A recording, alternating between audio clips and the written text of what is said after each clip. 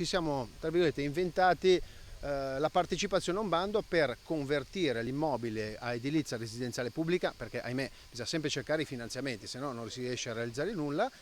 Abbiamo vinto quel bando, realizzeremo all'interno della scuola questi 4 alloggi di edilizia residenziale pubblica e riusciremo anche a creare questa sala polivalente che metteremo ovviamente a disposizione di tutti i cittadini di Cornia. I lavori sono iniziati, quali i prossimi step?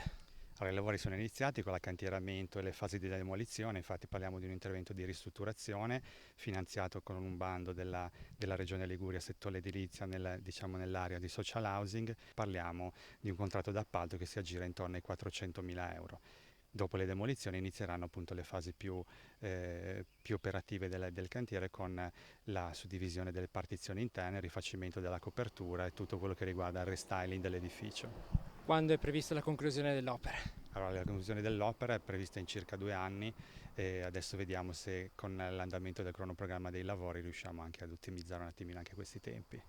Per la frazione di Cornia anche un consolidamento di un versante della strada, una messa in sicurezza importante. Sì, c'è una messa in sicurezza idraulica in località Villa di Cornia, un intervento diciamo, che rientra nelle misure di questa primavera con il decreto Salvini e quindi la decisione del Comune di Mocconese è quella di andare a sistemare un rivo con attraversamento della strada comunale, quindi con il rifacimento completo di un tombino con tutte le autorizzazioni idrauliche, quindi con i franchi di sicurezza che come sappiamo diciamo, nel periodo e negli eventi calamitosi di alluvioni generano sempre notevoli problematiche. In questo caso l'intervento a quanto ammonta? Allora, in questo caso parliamo di un intervento di circa 50.000 euro, i cui diciamo, la realizzazione dei lavori è in corso, diciamo, sono stati adesso realizzati i pali per poter poi consolidare delle parti, realizzare poi gli scavi, ma contiamo insomma di completarlo entro l'estate.